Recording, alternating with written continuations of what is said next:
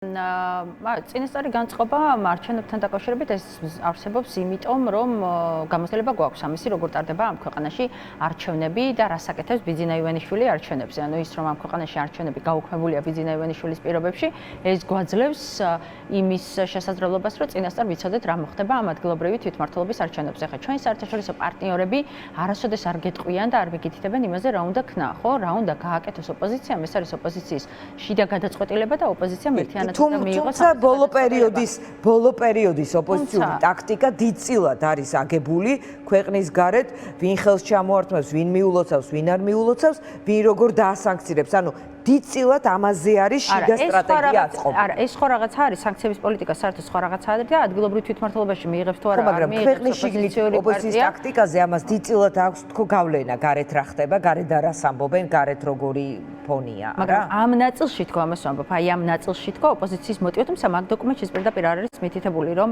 აი ესე რაღაც იმპერატიულად არ არის მითითებული. არა, განიხილეთ როგორც შესაძლებლობა მთელი დათქმები. მაგრამ იქაც საუბარია, რომ ერთიანობაზე იყო საუბარი ოპოზიციის და არა იმაზე, როგორც შემდეგ გადათარგმნეთ ისე, როგორც თვითონ აწყობდათ ვიღაცაებს, რომ იქ თურმე ადგილობრივი თვითმმართველობის არჩევნებში მონაწილეობას გთავაზობდნენ, იმიტომ რომ ინგლისურად წაკითხვა ჩვენც ვისით და ვიგებთ ხოლმე რა რეალურად რა წერია.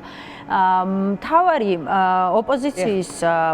ოპოზიციის ამ შემთხვევაში ყველაზე მთავარი უნდა იყოს ის, რომ ძალიან სწორად ახსენა ახლა ჩემს წინ ვინც იყო, ის რომ ამ თემებზე საუბარი უნდა შეეძლოს და ამ თემებზე მანამდე უნდა ესაუბრა და მანამდე უნდა ყოფილიყო დასრულებული. ამიტომ როდესაც ჩვენ ჯერ კიდე ნოემბერში და იანვარში ვამბობდით, რომ ადგილობრივ თვითმმართველობაში შესვლა არ არის სწორი ამბავი და ამ დისკუსიის გახსნას ვითხოვდით, ხო?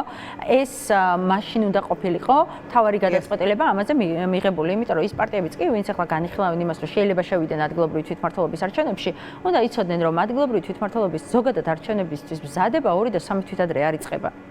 სულ რომ მონაწილეობას აპირებდა და ეს არის ერთ-ერთი მთავარი შეცდომა კიდე ოპოზიციის. ამაზე მithumetes რეჟიმის პირობებში გაცილებით ადრე წაგებული კი არა, წართმეული არჩევნების მეორე დღეს ოპოზიციას უნდა დაიწყო.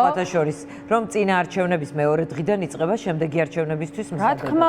რა თქმა უნდა, ეს მთელი ვითარება ახლა ვის სასარგებლოდ უფრო წარიმართა, ეს ცალკე ანალიტიკოსების მსჯელობის საგანია. რა თქმა უნდა, ამიტომაც ამ შეცდომას ყოველთვის უშვებს ყველა არჩევნებზე ოპოზიცია. 2-3 თვეოგონია საარჩევნო კამპანია და არ არის ესეც და მithumetes ესეთ არჩევნებზე ამას ვამბობდით ჩვენ. კი ბატონო, ამ თემაზე სალაპარაკო ადგილი სად არის? იმიტომ რომ ელენე ხოშტარიამ საჯარო დებატებში გამოიწვია მამუკა ხაზარაძე, რომელმაც მიწერა, რომ მოდი ვილაპარაკოთ წინააღმდეგობის პლატფორმის ფარგლებში 4-ვე კოალიციის მონაწილეობით. თქვენ არ ხართ იმ წინააღმდეგობის პლატფორმაში, ხახარი არ არის იმ პლატფორმაში.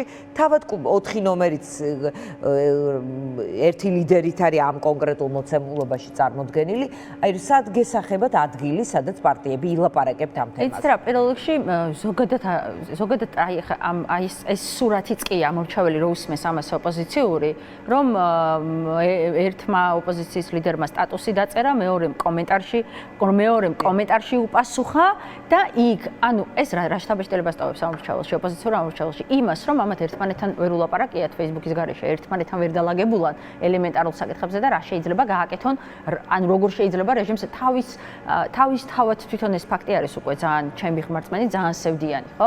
ნებისმიერ ადგილას მე არ უყურებ ესე მე ხა მაგ პლატფორმაზე რაღაცა ცოტა კოჭრი პლატფორმა მგონია, ეს ნამდვილად ესეა, იმიტომ რომ ამ პლატფორმაში არა ვარ თქვენი იქიდან გამოსვლა. არა, ჩვენ იმიტომ რომ ჩვენი არგუმენტები ქონდა ამასთან დაკავშირებით, რომ რაღაცა პლატფორმისთვის არის საინტერესო პლატფორმისთვის, პლატფორმის კომიტეტი, პლატფორმის მეორე კომიტეტის შესაქმნელად, მე-1000-ე პეტიციაზე ხელმოსაწერად არ მიგაჩნიათ ესე ნიშნულოვან ადგილად და ამ პლატფორმაზე ნახეთ მე ხა არ მინდა ამ ადგილობრივი თვითმმართველობის არჩევნების თემა არის მთავარი და რაღაც პლატფორმაზე ვისაუბრო, მაგრამ რაღაცადმე ადგილი ხომ უნდა იყოს სადაც ნებისმიერ ფორმატში რა ნიშნავს ნებისმიერ ფორმატში დაждდება ოპოზიცია იმ პლატფორმაზე ვერც მაგის პრობლემას ხედავთ იმ პლატფორმაზე იქნება სხვა პრობლემა ის კი არ არის რომელ პლატფორმაზე დაждდება თორე იმ პლატფორმის შიგნით მიღებული გადაწყვეტილება იყო ადგილობრივი თვითმმართველობის არჩევნებში არ გასვლა და თავი დახარა ლელომ და თქვა და ხელი მოაწერა რომ არ გავდივარ ადგილობრივი თვითმმართველობის არჩევნებში მაგრამ გამოვიდა და ეხლა აღმოჩნდა რომ თქვენ იყავით თქვენ გაქვთ მოწერილი ამას კითხავთ ჩვენ საუბარსამადაშვილი იქნება სტუმრად ჩვენ არა ხო ჩვენ საერთოდ არ ვართ მაგ პლატფორმაში და თუმცა ჩვენ თავიდანვე გაცხადებული ქონდა ბოიკოტი და პირველები ვიყავით თვლით რომ და ვთქვით რომ ადგილობრივი თვითმმართველობის ბოიკოტი არის ნიშნულოვანი ხო და რო არ გვიჯერებდნენ ამ 13 წლის განმავლობაში მაგ ბოიკოტის ამბავშია და იგივე შეცდომას უშვებენ ეხლაც ამიტომაც სად ილაპარაკებენ მნიშვნელობა არ აქვს მაგრამ ნახეთ თქვენი პარტიის ისტორია დიდწილად არის რაღაც ბოიკოტების 2016 წლის არჩევნებში მეორე ტურს ბოიკოტი გამოუცხადეთ. 2018 წლის არჩევნებში ბოიკოტი არ გამოგიცხადებთ, მაგრამ მეორე ტურის შემდეგ არალეგიტიმურად აცხადებდით დიდხანს. 20-20 შემდეგ გვახსოვს ისედაც, ანუ რაღაცნაირად აი მე შემიძლია გითხრათ, რომ მეორე ტური ხო არა, მეორე ორგანულია. ორგანულია, იმიტომ რომ ჩვენ ძალიან კარგად გვესმის, რომ რეჟიმთან თანამშრომლობა რეჟიმს აძლიერებს. რეჟიმთან 2016 წლის მეორე ტურები თუ რაც იყო, საერთოდ მეორე ტურები რაც იყო, ეს არ იყო არჩევნები, ეს იყო სპეცოპერაცია. 2018 წელს მეორე ტური სალომე ზურაბიშვილის არჩევის იყო სპეცოპერაცია. 2016 წლის მეორე ტურზე მეორე ტურები ნებისმიერი იყო 2016 წლიდან, რაც ამ ქვეყანაში ჩატარდა ჩვეულებრივი სპეცოპერაცია. 2016 წელს, როცა სანდრა იყო ჩემთან კანდიდატი, იარაღეთიდან ქართული ოცნების მხარდამჭერები იარაღეთ. საერთაშორისო დასკვნები ამ არჩევნების და წინა არჩევნების და ეხა ჩვენ საუბრობთ არის სადა დედამიწისავე რა თქმა უნდა, სწორედ ასევე ადგილობრივი და რა თქმა უნდა, ნუ ჩვენ უფრო ადრე ვხედავდით ამას, ვიდრე ჩვენი საერთაშორისო პარტნიორები და მთელი ოპოზიცია ამ ყველაფერს და ქვეყანამ კი დაკარგა ბევრი, მაგრამ საბოლოოდ მაინც ცოტა ჩვენ ჭკუაზე მოდიან, მაგრამ თქვენ სწორად აღნიშნეთ, ეხლა 20-ის დასკვნები და ყველა სხვა არჩევნების დასკვნები არის აბსოლუტურად სხვა და 2024 წლის საერთაშორისო პარტნიორების დასკვნები არის აბსოლუტურად სხვა და აი ეს დასკვნები რომ აბსოლუტურად სხვა არის და როდესაც ლეგიტიმაციის პრობლემა აქვს, აი ამ პირობებში ადგილობრივი თვითმმართველობის არჩევნებში შესვლა, ამიტომაც განვიხილავთ ჩვენ ამას, ყველაზე დიდ პრობლემას, რომელმაც შეიძლება ბიძინა ივანიშვილს მეორე სუნთქვა გაუხსნას და პროცესების ნორმალიზების შესაძლებლობა მისცეს და ამიტომაც არის დაუშვებელი. ბოიკოტის შემთხვევაში რა მოხდება? აი დამანახეთ თუ თქვენ ყველაზე წინ ხედავთ და ყველაზე ადრე ხედავთ, აქაც დამანახეთ. არ შედიან პარტიები. ხომ იცით რომ იქნებიან პარტიები, რომლებიც არჩევნებში მიიღებენ? არ, აქ თავარი არის 4. ნახეთ, დიანა, ეს მასე ხალხის ძალა კიდე ყავს პარლამენტში და ასაღებს ოპოზიციას და დაარწმუნა ვინმე რომ ოპოზიცია რა. ის პარტიები, რომლებიც შეიძლება შევიდნენ. ნახ ვინ აპირებს, ვინც აქ თავარი არის 4 ოპოზიციურ პარტიას, რომელმაც გადალახა ბარიერი და 2024 წლის არჩევნების შედეგებით არის ჭირდებათ და ბოიკოტში უნდა იყოს ყველანაირად თან ამბობთ რომ ოცნების მოკავშირეა და საერთოდ არ გჭირდება და სათვალავში არ უნდა მიიღოს. არა, დიანა, გახარია ჩვენ კი არ გჭირდება. გახარია ჩვენ კი არ გჭირდება. გახარია არაფერი არ გჭირდება, მშვიდობაში მოახმაროს თავის პატრონს, არაფერი არ გჭირდება საერთოდ. ამაზე კი არა. არ ვიცი ვინ არის, მე მაინც გონია რომ ჯერ კიდევ მენტალურად ქოცია ადამიანი და ხა კონკრეტულად გამოკვეთილი მაგის პატრონი ვინ არის ესეც გაირკვევა, მაგრამ ნუ მის გადაწყვეტილებებს მე ესე აღვიქვამ. აქ არ არის ვინ ვის ჭირდება და გახარია მჭირდება თუ არ მჭირდება. აქ საუბარია პასუხისმგებლობაზე ოპოზიციის. დიანა, მაგრამ ბოიკოტში თუ ერთიანად გინდათ ხო შესვლა ან არალეგიტიმურად ერთიანად გინდოდათ გამოცხადება, ამ დროს გახარია საჭიროა და ზოგადად ქოცია და პატრონი. ამაზე არა, ესე არ იყო დიანა გადაწყვეტილებები. ნახეთ, უნდა ამახსნევინოთ მაშინ. ანუ გახარიასთან რატო გვაქვს ჩვენ ეს პრობლემა და რატო ამბობთ ამას, ხო? თავიდან ჯელობა და საუბარი 4 ოპოზიციურ პარტიას შორის დაიწყო ადგილობრივი თვითმმართველობის არჩევნებზე. ერთმანეთს ველაპარაკებოდით ყოველგვარი პლატფორმის გარეშე, მე პლატფორმის შიგნითაც და გარეთაც და ყველგან რა პოზიციები ქონდა ადგილობრივი თვითმმართველობის არჩევნებზე. ამიტომაც გახარია ლაპარაკიათ ადრიანად არაერთხელ, რა თქმა უნდა, არაერთხელ. ამიტომაც, როდესაც გაირკვა გახარიას პოზიცია რა იყო ამ ადგილობრივი თვითმმართველობის არჩევნებთან დაკავშირებით, მაშინ გახდა ჩვენი პოზიციაც ესეთი. და ნუ არა მხოლოდ ადგილობრივი თვითმმართველობის არჩევნებთან დაკავშირებით, მაგრამ რას ვამბობ ეხლა? აქ პასუხისმგებლობაზეა ოპოზიციის. ეს კითხვა აი ძალიან, მაშინ იგივე კითხვა შემიძლია მე რო იძახი ხოლმე, რომ აი, კაი, არ შევათ არჩევნებში, აბა მითხარით, რა გავაკეთოთ? რაღაცა ძალიან პატარა ბავშვის კითხვას გას. რა თქმა უნდა, ბოიკოტსაც ჭირდება. როგორც არჩევნებში შესვლა ჭირდება, შემდეგ ნაბიჯებზე ლაპარაკი ბოიკოტს. იგივე ჯერ ამ ადამიანებმა საკუთარ თავს უნდა უთხრან, რომ გამარჯვების ჯერათ. ჯერად გამარჯვების? თუ არ ჯერად გამარჯვების, თუ არ ჯერად გამარჯვების, მაშინ ნებისმიერ მიზეზს იპოვიან იმისთვის, რომ ადგილობრივი თვითმმართველობის არჩევნებში შევიდნენ და ამ პროცესს უღალატონ. ყველანაირ არგუმენტს იტყვიან ამასთან დაკავშირებით. მე მგონია, რომ ამ ადამიანებს ახლა პრობლემა აქვს საკუთარ თავში, იმიტომ რომ თვითონ შეერყათ წმენა რაღაც საკუთარი თავის და ამიტომაც ცდილობენ რაღაცა გამოსავალს. ამ რომ დაიწერს ბიძინა ივანიშვილი 70-30-ზე და 80-20-ზე, მე რა შვრებით? ოპოზიციურ ამომრჩევლებს კიდე ერთხელ ანახებს. რა რამდენსაც უნდა იმდეს დაიწერ. რა დიანა, ნახეთ, თბილისი არ ყოფილა ამ არჩევნებზე. ჩვენ ვსაუბრობთ ესეთ რაღაცაზე, რომ ამ ქვეყანაში არჩევნები არ ტარდება. თუ ყველგან სპეცოპერაცია ჩაატარა აი თბილისში რა მოუყვები, ნახეთ, ამ ქვეყანაში ერთი წუთით, არა მხოლოდ, არა. მე მგონია, რომ ბიძინა ივანიშვილს საერთოდ არ ქონდა აქცენტი გაკეთებული თბილისზე. ნახეთ, მე არ ვიცი რომ თბილისის განწყობა არა ახლა ეკნება და 20% ბიძინა ივანიშვილის მთავარი ამბავი იყო, რომ მთელი ქვეყნის მასშტაბით დაეწერა ის შედეგი, რაც უნდა დაეწერა. მას ესე რაღაცა კონკრეტულად არ ქონია, რომ რომელიღაც ქალაქში ეს უნდა აიღო.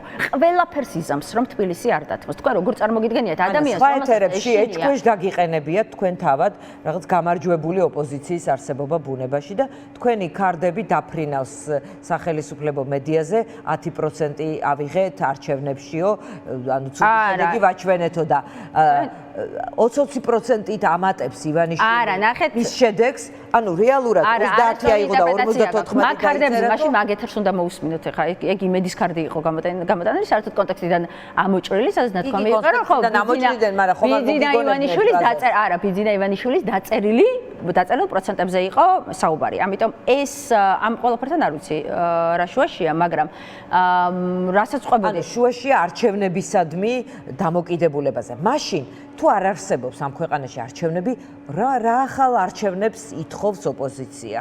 არჩევნები განიხილება ერთ შემთხვევაში. იანა თუ ბიძინა, აი თქვენ გჯერათ რომ ბიძინა ივანიშვილი ამ ქვეყანაში ჩაატარებს ნორმალურ არჩევნებს. რა მნიშვნელობა აქვს? და ამიტომ გვეუბნებით, აი ნახეთ, არა. ბიძინა ივანიშვილი და წავიდეს და შემდეგ წახვალთ არჩევნებს. რეჟიმის ჩამოსვლის შემდეგ ჩატარდება ამ ქვეყანაში მხოლოდ თავისუფალი და სამართლიანი არჩევნები. ბიძინა ივანიშვილს აქვს გავლენა რაღაცნაირი ხელისუფლებაზე და მის შერჩეული ხალხი მართავს ქვეყანას, თქვენ არჩევნებში არ წახვალთ. და ერთი წუთით, სანამ ბიძინა ივანიშვილს აქვს შესაძლებლობა რომ კონდეს CSKO, კონდეს SUSI, კონდეს შინაგან საქმეთა სამინისტრო, კონდეს ყველა სახელმწიფო სტრუქტურა კონდეს მიტაცებული. მანამ ბიძინა ივანიშვილი ამ ქვეყანაში დაიწერს იმდენს, რამდენიც მას მოუნდება. ამიტომ საპარლამენტო არჩევნები იქაც მონაწილეობა აქვს. ამიტომ საპარლამენტო არჩევნები საარჩევნო გარემოს გაუმჯობესების გარეშე, იგივე CSKO-თ, იგივე კალანდარიშვილით, იგივე SUSI-თ და იგივე დაიწერს ზუსტად იმდენს, რამდენიც მას დასჭირდება. ამაშია საქმე. ბიძინა რომ იყოს და შეცვალოს?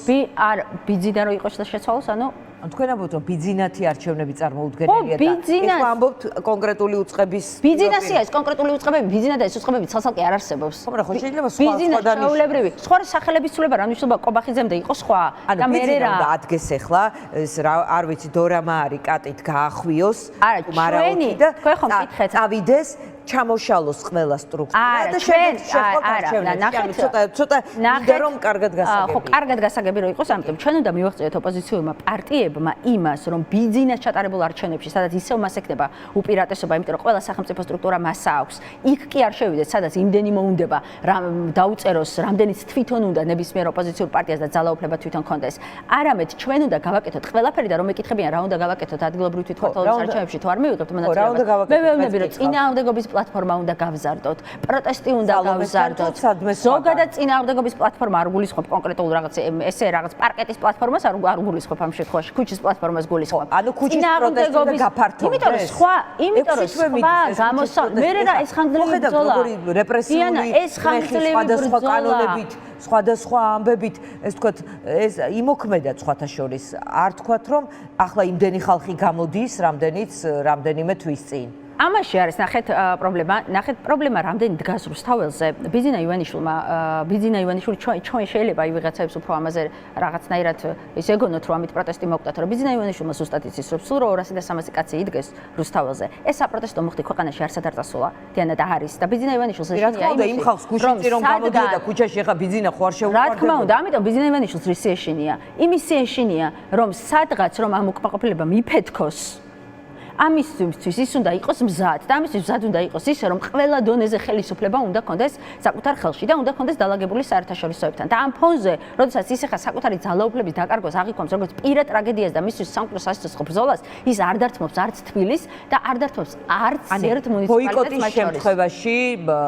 თქვენ წარმოგიდგენიათ იმ ტიპის პრობლემა შეექმნება ოცნებას რომ კიდევ უფრო ეს პოლიტიკური კრიზისი კიდევ უფრო გადაულახავი იქნება კი ბევრად უფრო პრობლემა შეექმნება, ვიდრე უნდა ვნახოთ რა გვიდევს, რა არის ორივე მხარეს, უბრალოდ არგუმენტები რომ ვნახოთ. ადგილობრივი თვითმმართველობის არჩევნებში არ მონაწილეობით ბიძინა ივანიშვილს ექმნება პრობლემა, რომ ეს რეალურად საკრებულოებშიც მარტო რჩება და ეს ლეგიტიმაციისთვის მისთვის არის პრობლემა, იმიტომ რომ მისი ეხლა მთავარი საზრუნავი და მთავარი სანერვიულო არის სწორედ ის, რომ მან რაღაცნაირად ეს ლეგიტიმაცია დაალაგოს საერთაშორისო პარტნიორებთან და ამაში პრობლემა არ ქონდეს და სანქციები არ მოყვეს კიდე ამ ლეგიტიმაციას. ამიტომაც ამით ისევ იზოლაციაში ექცევა და ეს არის ყველაზე დიდი რაც შეიძლება რომ აი ამ ადგილობრივი თვითმმართველობის არჩევნების ბოიკოტმა ბიძინა ივანიშვილს მოუტანოს. ისევ სრული იზოლაცია, ისევ საერთაშორისო პარტნიორებთან გაუცხოება და ლეგიტიმაციის არაღიარება, მაგრამ შესვლით დიანა არის რომ ამ პროცესს უკვე აძლევ ლეგიტიმაციას, იმიტომ რომ სისტემა 2024 წლის არჩევნების შემდეგ ხო არ შეცვლილა, ხო არაფერი შეცვლილა, გაუარესდა, თორე ხო არ გაუმჯობესებულა ადგილობრივი საარჩევნო სისტემა, ხო? გაუარესდა. მაშინ რატო შევდივართ? რა არის მაგის მიზანი? მიზანი ისევ ის არის, რომ ბიძინა რამდენიც უნდა იმდენი დაეწერა და ვიღაცამ 2 და 3 საკრებულოს წევრი შეიყვანოს და ბიძინას მე არგუმენტი ქონდეს საერთაშორისოებთან თქვას, რომ აი ადგილობრივი თვითმმართველობის არჩევნებში მონაწილეობა მიიღეს, ჩემი წესებით ითამაშეს და რაც დადეს ეს არის, ხო? შესაბამისად აქ რეალურად იმხელა რაღაცადევს სასწორზე ლეგიტიმაციის კუთხით, როდესაც ნორმალიზებას ბიძინას ახლა ჭირდება, აი ბოლომდე აქვს ყულუფი მოჭერილი და ბიძინას ახლა ჭირდება ეს რაღაც აქვს დიანა. თქვენ ნახეთ თქვენ ხედავთ როგორც ბოიკოტის შემთხვევაში? მე ამ შემთხვევაში ვხედავ იმას, რომ ბიძინა ივანიშვილს ეშინია. მე არ ვიზიარებ იმას, რომ რაღაცა რეჟიმი ჩამოშლის პლუს მანამ არ იქნება, სანამ აი ესეთი განხეთქილებები იქნება ოპოზიციაში შორის და სადაც ელემენტარულ საკითხებზე იქნება სადაო და სადაც იმის ახსნა გვიწევს, რომ 2 თუ 3 საკრებულოს წევრის გაყვანა ამ ქვეყანაში არ იცავს იმას, რომ უფრო დიდი იდეას რაღაცას უღალატო. თორე აქვს პრობლემა ლეგიტიმაცია მისთვის პრობლემა. სისტემურ პოლიტიკაში დარჩენის შანსი ექნება თუ არა არჩევნებში მონაწილეებს და ბოიკოტში მონაწილეები უბრალოდ ქუჩის პროტესტის თუ მიილევა იმასთან ერთად მიილევიან. ანუ ამ ტიპის მოცემულობას თუ ხედავთ და აი ძალიან არა, მე მგონია რომ ეხა რეალობა არის ისეთი, რომ ყველა ის პარტია ოპოზიციური, ვინც მიიღებს არჩევნებში მონაწილეობას, დაკარგავს სამომრჩეველს და განსაკუთრებით ამ საპროტესტო ელექტორატში იქნება ამომრჩეველი ყველა ამ პარტიების ამომრჩევლებს მხოლოდ უნდათ მე დავდივარ საქართველოს მოქალაქეებთან, დავდივარ რეგიონებში და ადამიანებს ველაპარაკები და ვიცი ადამიანების განწყობა როგორია. ამომრჩეველს, ოპოზიციურ ამომრჩეველს 2024 წლის შემდეგ мотиваცია არ აქვს, რომ იმ არჩევნებში მივიდეს, სადაც ზუსტად იცის, რომ ბიძინა ივანიშვილი იმას დაიწერს, რაც თვითონ მოუნდება. ამიტომ ჩვენი მიზანი ამ პროტესტის გაძლიერება უნდა იყოს და არა შეყოლა იმაში, რაც წინასწარ ვიცით, როგორც იქნება. ხო და ვინ დაგიშალოთ ხო, რომ ეს პერიოდი სანამ ეს თემა წამოვიდო და ყველას გეკეთებინათ ეს ყველაფერი. დაგვიშალეს იმას, რომ ლელო და გახარია თავის დროზე იძახდნენ, რომ ექსუსი შემოგდებული თემა არისო და რაღაც დროს ადგილობრივი თვითმმართველობის არჩევნები არისო და თურმე აღმოჩნდა, რომ მნიშვნელოვანი ყოფილა მაგაზე ბრძოლობა.